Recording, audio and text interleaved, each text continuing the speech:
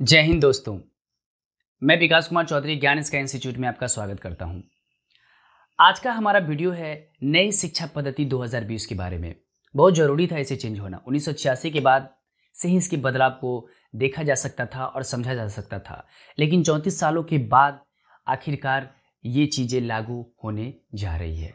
इसके बारे में पूरे डिटेल से जानेंगे, पूरे सिंपल भाषा में जानेंगे। वीडियो को ज़्यादा लंबा नहीं करेंगे, ज़्यादा लेंदी नहीं करेंगे, लेकिन इससे पहले अगर आपने हमारे इस चैनल को सब्सक्राइब नहीं करा है तो प्लीज़ सब्सक्राइब कर ले और बेल आइकन को दबाना ना भूले। तो चलिए स्टार्ट करते हैं।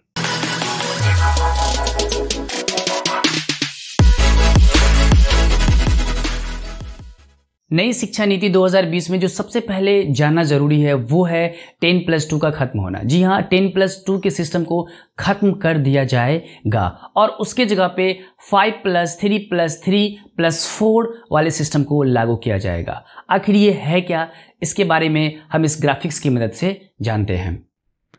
हम नए एजुकेशन सिस्टम के बारे में जानने से पहले सबसे पहले जानेंगे प्रेजेंट सिस्टम के बारे में, यानी कि वो सिस्टम, वो एजुकेशन सिस्टम जिसमें या तो हम पढ़ चुके हैं या अभी फ़िलहाल हम पढ़ रहे हैं। प्रेजेंट सिस्टम में जो हमारा करिकुलम होता है वो 10+2 के बेसिस पे आधारित होता है। इस 10+2 में जो 10 वर्ष होता है, यानी कि ये जो 10 होता है ये 10 वर्ष को इंडिकेट करता है। इस 10 वर्ष में हम क्लास 1 से लेकर के क्लास 10 तक की पढ़ाई को कंप्लीट करते हैं और फाइनली जा कर के 10th में अपना बोर्ड देते हैं। इसमें लगभग वैसे बच्चों को शामिल किया जाता है जिसका उम्र 6 साल से लेकर के 16 साल तक की उम्र की बीच ये बच्चे की उम्र होती है। उसके बाद ये आता है 2 साल वाला टर्म, यानी कि 10+2 का वो जो दूसरा है, जो 2 है, वो आता है 2 वर्ष के लिए। इसमें हम क्लास 11th और क्लास 12th को शामिल करते हैं, यानी कि हमारा इंटर का या इंटरमीडिएट का पढ़ाई इसी 2 वर्ष में कंप्लीट होता है। इसमें वैसे बच्चों को शामिल किया जाता है लगभग जिसका उम्र 16 से 18 वर्ष हो। तो हमारा जो प्रेजेंट एजुकेशन सिस्टम है वो अभी 10+2 के बेसिस पे आधारित है। अब हम बात कर रहे हैं न्यू सिस्टम के बारे में, यानी कि न्यू एजुकेशन सिस्टम के बारे में। जो न्यू एजुकेशन सिस्टम होगा वो बिल्कुल 10+2 से बिल्कुल डिफरेंट होगा, यानी कि 10+2 के जगह पे यहाँ पे 5+3+3+4 को शामिल किया गया है। इस 5+3+3+4 में जो पहला 5 है वो 5 वर्ष को इंडिकेट करता है। इस 5 वर्ष में जो बच्चों को पढ़ाई होगी उसमें आंगनबाड़ी या प्री स्कूल और प्लस क्लास 1 से लेकर के क्लास 2 तक की पढ़ाई होगी इस 5 साल में, यानी कि 3 इयर्स जो होगा वो आंगनबाड़ी या प्ले स्कूल के लिए या प्री स्कूल के लिए डिफाइन होगा और उसके बाद का जो 2 साल होगा वो क्लास 1 और क्लास 2 के लिए डिफाइन होगी। इसमें वैसे बच्चों को शामिल किया जाएगा जिसका उम्र 6 से 8 वर्ष हो। उसके बाद का जो 3 है वो 3 वर्ष को इंडिकेट करता है, यानी कि इस 3 साल में जो बच्चे होंगे वो उसका जो एजुकेशन होगा वो क्लास 3 से लेकर के क्लास 5 तक की होगी। इसमें जो वैसे बच्चों को शामिल किया जाएगा जिसका उम्र 8 से लेकर के 11 साल तक के बीच की उम्र होगी। उसके बाद का जो फिर 3 है वो अगेन 3 वर्ष को रिप्रेजेंट करेगा, बट इसमें जो बच्चे शामिल होंगे वो उसका जो एडमिशन है, वो जो पढ़ाई करेंगे वो क्लास 6 से लेकर के 8 तक की पढ़ाई करेंगे। इसमें जो बच्चों को शामिल किया जाएगा उसका उम्र 11 साल से लेकर के 14 साल तक के लिए होगी। अगला जो 4 इयर्स है वो बहुत ही ज़्यादा इंपॉर्टेंट है। ये 4 इयर्स जो लास्ट का जो 5+3+3+4 का जो 4 है उसको इंडिकेट कर रहा है। इसमें क्लास 9 से लेकर के क्लास 12 तक के बच्चों को शामिल किया जाएगा और इसमें वैसे बच्चे आएंगे जिसकी उम्र 14 से लेकर के 18 वर्ष तक की होगी, यानी कि आपकी फाइनली उम्र 6 से लेकर के 18 साल तक में आप 5+3+3+4 को आप कंप्लीट कर लेंगे। न्यू एजुकेशन सिस्टम में जो 5+3+3+4 है उसके बारे में थोड़ा डिटेल से हम जान लेते हैं। जो शुरू का 5 इयर्स है उसका 2 कैटेगरी में बांटा गया है। पहला जो होगा वो 3 वर्ष का होगा और दूसरा जो होगा वो 2 साल का होगा, यानी कि 3+2 मिलकर के ये 5 इयर्स कंप्लीट होगा। शुरू का जो 3 वर्ष होगा वो वैसे बच्चों के लिए होगा जो आंगनबाड़ी या प्ले स्कूल में जिसका एडमिशन होगा। जो नेक्स्ट जो 2 इयर्स होगा वो आपका क्लास 1 और क्लास 2 डिफाइन करेगा, यानी कि ये पूरे 5 साल को 2 कैटेगरीज में बांटा गया है, 3 इयर्स और 2 इयर्स में।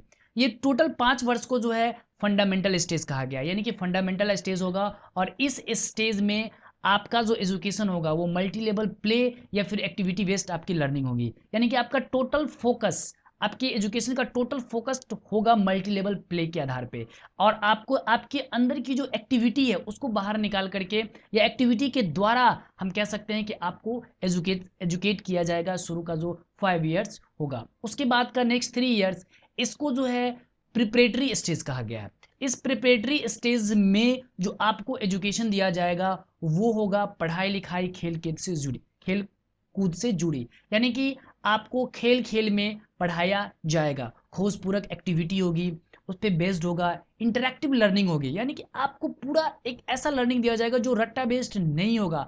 आप सीखोगे, आप एक्टिविटी के द्वारा, खेल कूद के द्वारा सीख करके आप अपने नॉलेज को बढ़ाओगे। उसके बाद का जो नेक्स्ट 3 इयर्स था उसको यहाँ पे मिडिल स्टेज कहा गया है। इस मिडिल स्टेज में आपकी जो पढ़ाई होगी उसमें maths, science, social science, art, humanities में एक्सपेरिमेंटल बेस्ड लर्निंग होगी, यानी कि ये सारे सब्जेक्ट की रुचि आपके अंदर रुचि आपके अंदर पैदा करके आपके एजुकेशन लेवल को बढ़ाया जाएगा, और वो भी एक्सपेरिमेंटल होगा, चाहे वो मैथ्स हो या साइंस हो, वो छोटे छोटे एक्सपेरिमेंट के द्वारा आपको ये चीज़ें बताई जाएगी। इवन ह्यूमैनिटीज़, मानवता के बारे में भी आपको सिखाया जाएगा, यानी कि आपका एजुकेशन सिर्फ किताबी बेस्ड नहीं रहेगा, रट्टा बेस्ड नहीं रहेगा, बिल्कुल एक एक्सपेरिमेंटल बेस्ड आपकी नॉलेज होगी। अगला जो 4 इयर्स होगा वो 4 इयर्स होगा सेकेंडरी स्टेज का, जो जिसमें 9 से लेकर के 12 क्लास तक के बच्चों को शामिल किया जाएगा। ये बिल्कुल मल्टी डिसिप्लिनरी स्टडी होगी, यानी कि मल्टी लेवल की हम बात कर सकते हैं यहाँ पे, या मल्टी डिसिप्लिनरी स्टडी या क्रिटिकल थिंकिंग, इसमें आप अपने सोच को बढ़ा सकते हैं, विषयों के चयन में आपका लचीलापन होगा, यानी कि आप अपने सब्जेक्ट को साइंस के जगह पे आप थोड़ी सी आर्ट्स को इंट्रोड्यूस करके, जिसके बारे में मैं आगे बात करूंगा आपको, उन सब चीज़ों को इस सेकेंडरी स्टेज में शामिल किया जाएगा, यानी कि बच्चों को रुचि को भी इसमें पूरी तरीक़ा से ध्यान रखा जाएगा।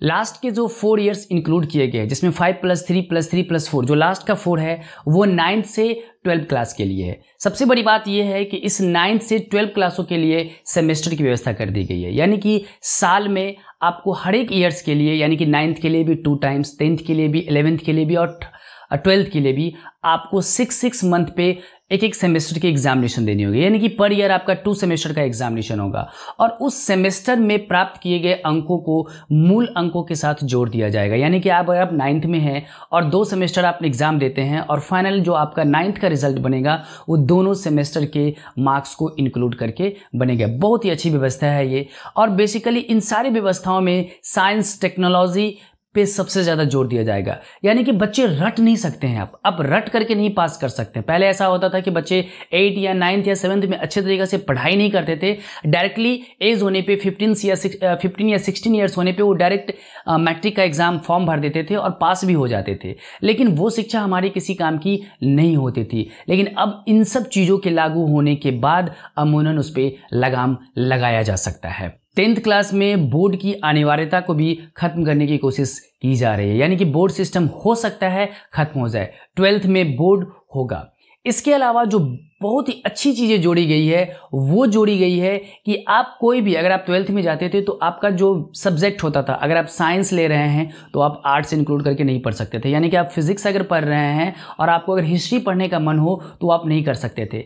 अब इन चीज़ों को खत्म किया जा रहा है, यानी कि अगर आप कॉमर्स लिए हैं और आपको फिजिक्स पढ़ने का मन है तो आप पढ़ सकते हैं। अगर आपने आर्ट्स लेकर के आप इंटर कर रहे हैं और आपको अगर केमिस्ट्री पढ़ने का मन है तो आप पढ़ सकते हैं। मतलब एक इंटरेस्टिंग चीज़ों को इसमें इंक्लूड किया गया है। हाँ, लेकिन इसके लिए शर्तें होंगी जो सरकार मानक तय करेगी कि कौन से सब्जेक्ट के साथ कौन से सब्जेक्ट को जोड़ा जाए, एक पूल बनाया जाए, उसी में से आपको सब्जेक्ट को सिलेक्ट करना होगा। यानी कि आप अपने हिसाब से तो नहीं कर सकते हैं, लेकिन ये इंक्लूड किया जा चुका है कि केमिस्ट्री के साथ, यानी कि साइंस स्ट्रीम के साथ आप आर्ट्स भी ले सकते हैं या कॉमर्स के भी कुछ टॉपिक को इंक्लूड कर सकते हैं। इस तरह के कुछ चीज़ों को इंक्लूड किया जा रहा है जो बहुत ही अच्छी चीज़ें हैं।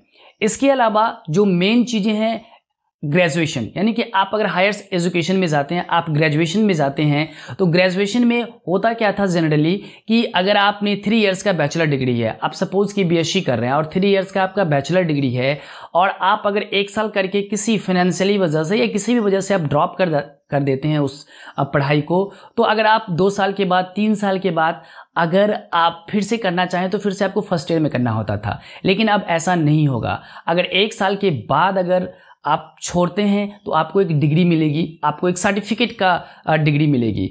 इसके अलावा अगर आप 2 साल के बाद उस कोर्स को करके छोड़ते हैं तो आपको डिप्लोमा की डिग्री मिलेगी, और फाइनली अगर आप 3 साल करके छोड़ते हैं, अगर आप सिंपल ग्रेजुएशन है, तो आपको बैचलर डिग्री मिलेगी। इस तरह की व्यवस्था की गई है। इसके अलावा किसी भी कोर्स करने के दौरान, किसी भी डिग्री कोर्स अगर आप कर रहे हैं, बैचलर डिग्री कर रहे हैं, उसके बीच में अगर आप कोई वोकेशनल कोर्स करना चाहते हैं 1 ईयर का, 6 मंथ का, तो आप अपनी पढ़ाई को स्टॉप करके आप वोकेशनल कोर्स कर सकते हैं। जैसे प्लम्बरिंग का कोर्स करना हो, इलेक्ट्रिकल का कोर्स करना हो, इलेक्ट्रॉनिक्स इलेक्ट्रिक मैकेनिक का कोर्स करना हो, या मैकेनिक कोई भी वोकेशनल कोर्स अगर करना हो, तो उस बीच में ड्रॉप करके आप उस कोर्स को वोकेशनल कोर्स को करके और फिर से बैक आ करके आप उस कोर्स को उसी टाइम पे ज्वाइन कर सकते हैं। बहुत सारी चीज़ें इसमें इंक्लूड होनी बाकी है, अभी बहुत सारी चीज़ें इसमें और ज़्यादा क्लियर होना बाकी है। दोस्तों, उम्मीद है कि मैं सिंपल भाषा में और शॉर्ट टर्म में वीडियो को न लंबा करते हुए मैं आपको समझा पाया हूं। इसके अलावा भी अगर आपकी कोई क्वेरी है, आप फिर भी नहीं समझ पाए हैं, तो प्लीज़ कमेंट बॉक्स में आप अपना कमेंट कर सकते हैं, ताकि मैं उसको और ज़्यादा क्लियर करके एक नेक्स्ट वीडियो बना सकूं। और बहुत सारी चीज़ें भी आनी बाकी है, क्लियरिफिकेशन होना अभी बाकी है, सरकार की तरफ से भी और सिस्टम की तरफ से भी। तो वो जैसे ही हमें क्लियर होगा, जैसे ही हमें पता चलेगी, उन सब चीज़ों को मैं आपके सामने ज़रूर लाऊंगा। और मैं इसमें बता दूं कि ये सारी करिकुलम, ये सारे सिस्टम, ये सारे सिलेबस जो चेंज करने होंगे वो एनसीईआरटी के द्वारा बनाए जाएंगे और उसे लागू किया जाएगा। उम्मीद है कि 2021-22 के सेशन से इसे लागू कर दिया जाए। धन्यवाद दोस्तों, आपने हमारे इस वीडियो को देखा, और अगर ये वीडियो अच्छा लगा हो, आपको ये इन्फॉर्मेशन अच्छी लगी हो, तो प्लीज़ इस वीडियो को लाइक करें, शेयर करें और इस चैनल को सब्सक्राइब करना ना भूलें। जय हिंद दोस्तों।